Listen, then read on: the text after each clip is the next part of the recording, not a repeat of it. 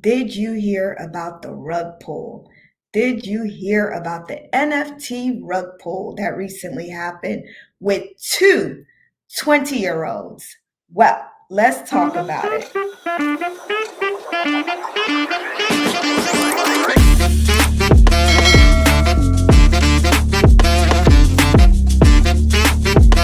These 20-year-olds, 20-year-olds these days, man, they got some goals. I'm telling you, these 20-year-olds decided that they were going to do an NFT collection, a generative piece. And the name of their generative piece is Frosties. And I guess it was so popular that it actually sold out. It sold out for $1.1 million.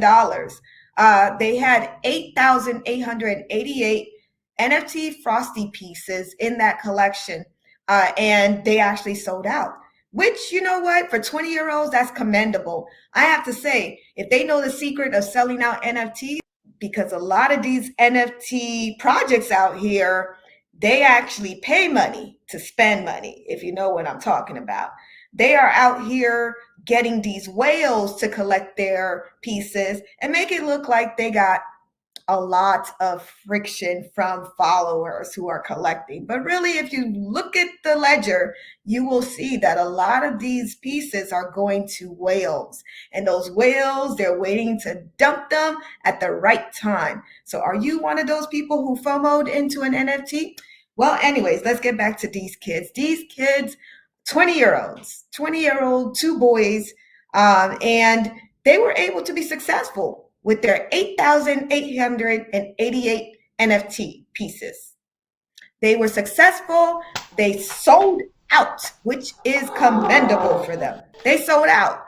However, these boys didn't stop there. They collected their $1.1 million worth of crypto and said, you know what?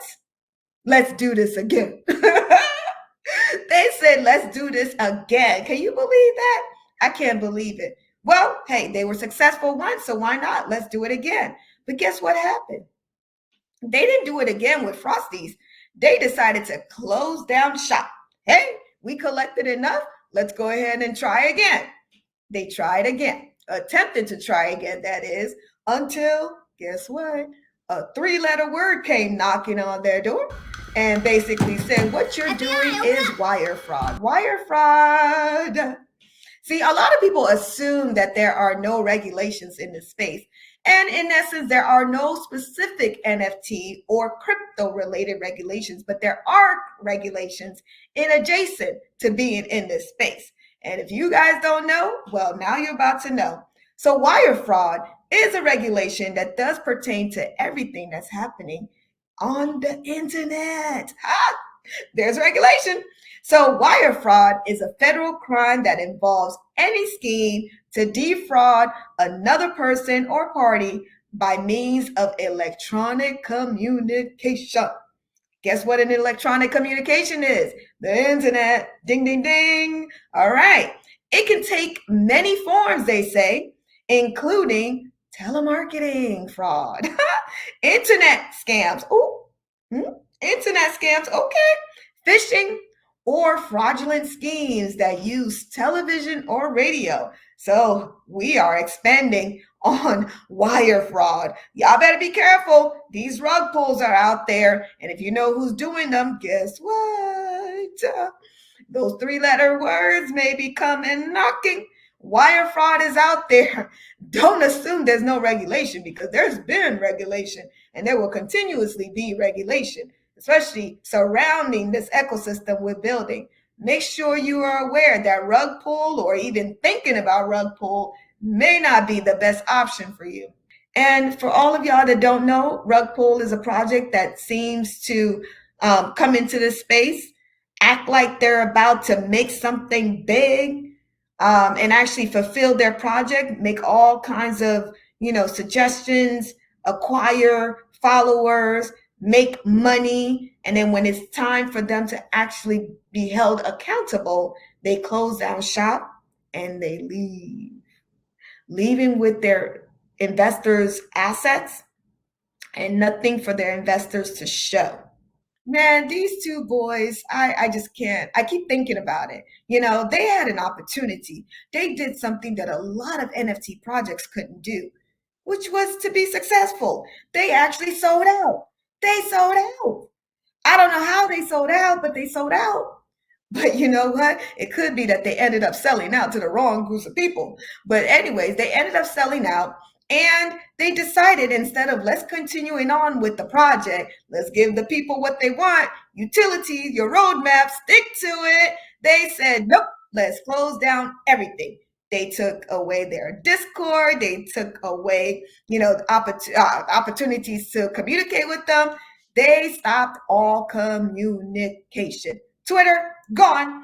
Whatever else they had, gone. And they decided to say bye-bye and let's try to create another stuff. I could just imagine how that telephone conversation went. We were so successful. Yes, we were.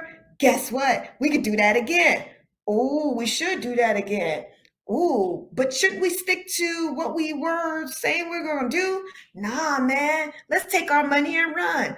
Oh, yeah, we can do that. Ain't nobody going to catch us. Oh, yeah. We are anonymous up in this place.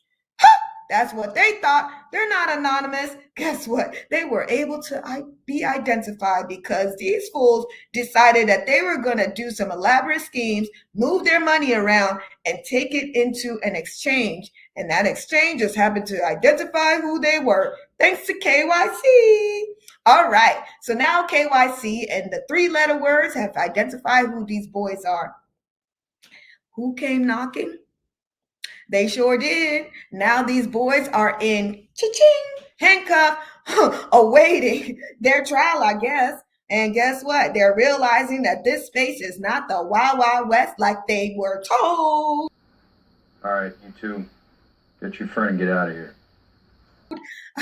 Y'all need to watch out, because there are rules and regulations up in this space. It's not all about the Wild Wild West.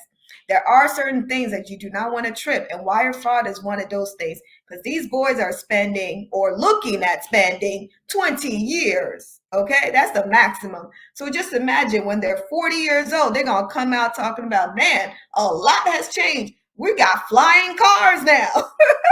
They missed a lot. I'm telling you, with the metaverse coming, they're going to realize that a lot of people ain't even in real world anymore. They're up in the metaverses. And it's not just Facebook who's creating one. So many other people are out here creating one. All that money that they acquired, they can't spend it now. Shoot, they should have just stuck with their project and tried to see how they could scale. Shoot, we see the Bored Ape Yacht Club. They could have let other people do a degenerative of that piece. Just imagine a degenerative Frosties out there, and they're reaping the benefit. They could have done so much more, but they were too money hungry. Too many people up in this space who are too money hungry and don't even understand that there are consequences. And guess what? Have y'all heard of the former sex worker or current sex worker, Lana Rhoades? Well, Lana came into the NFT space recently. In January, actually, she came into this space. She released or launched a crypto cis NFT project that she was claiming was going to be lucrative for her followers.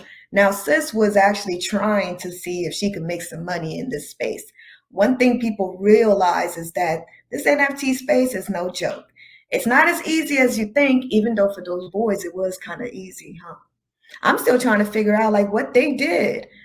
You know what? They probably have the secret sauce, because not a lot of these people can sell out 8,888 pieces. And so if you can, you must have some kind of magic touch, and they missed their mark. What they should have done is provide some kind of promotional opportunities for those projects out there that are sitting and waiting to be sold. Now, this particular incident with Lana Rhoades was actually something similar, or at least seemed to have the same kind of roadmap. And so Lana decided that she wanted to release her CryptoSys NFT project. And in January, she was telling a lot of people that the value is going to go way up over the next few months. She assured people that this is just the start of, the branding that she's about to do and a whole lot of other stuff. However, come a few weeks later when the projects did not sell out, guess what? It was a change of tone. Her project went from 6,969 pieces. Then she started to reduce them. So they went to 6,069. Okay. And now she says she reduced them to increase the chances of the community. So by January 22nd, she said, we will be sold out by tomorrow. And she's working on the next phase of the plan. I guess the roadmap wasn't written out by then. Roadmaps are important for NFT artists because that's the way that you communicate to your community what the steps are next.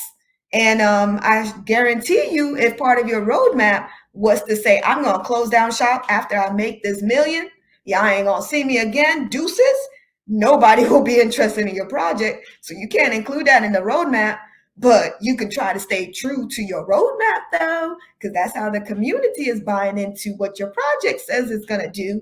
And so, by telling people your roadmap, you're getting people to sign in. A lot of people have their roadmap talking about they're going to give money to charities, etc. Y'all need to make those people accountable. Did they really give those money to charities? So after telling her community that her project was a lucrative investment, which ding, ding, ding is the wrong thing to say in this space.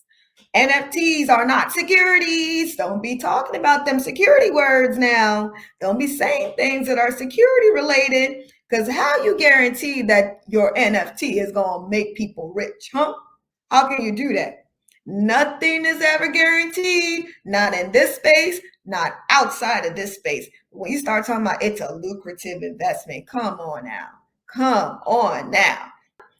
Then she walked back that statement that it's going to be a lucrative investment. I guess somebody knocked on her door and told her, you can't say that. And thank God she listened. But it was too late for that suggestion, unfortunately. But anyways, so she said that, turn this investment around, make people profit. So she was choosing her words after that, I guess. She also appeared to be giving up on her own NFT project. But you know what? A lot of celebrities come into this space trying to do that cash grab.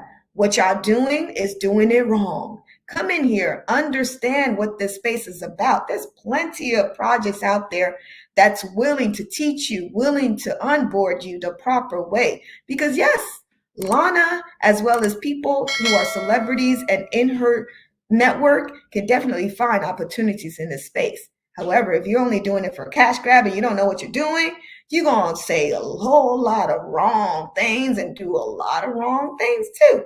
And we don't want you navigating this space all wire fraud and things around. Anyways, people started calling her out. Lana, your stuff seems like a rug pull, they said. She said, nah, I'm not a rug pull. Y'all so sick. Y'all are sickos, okay? Stop trying to call me no rug puller, okay? All right? And she said she has never and will never scam anybody. Lana said this ain't for her no more. She's done. She closed down her Twitter. She closed down the Discord. She don't want to be bothered. But guess what, Lana? Seems like you're abandoning your project. Somebody may consider it to be a fraud at that point because there were expectations.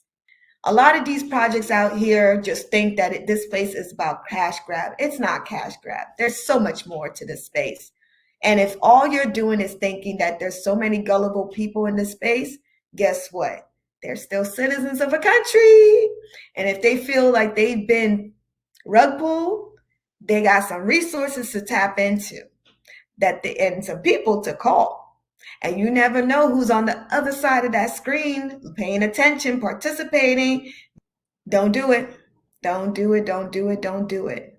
Don't pull the rug off of your investors and the people in this space. Because I'm telling you, all that you are doing is allowing regulations that are specifically going to target what you're doing in this space. And it's going to restrict the movement that many of y'all, including myself, are hoping can be realized in this space. It's all about decentralization, but it's important for us to self-govern ourselves. So these rug pullers, stop it. We don't need it. We don't want it. This is a community-based place, okay? We want to make sure that we're all navigating through this space safely. And so you can find yourself some other occupation, some other things to do. Get out of this space if you're all about scamming. Till next time.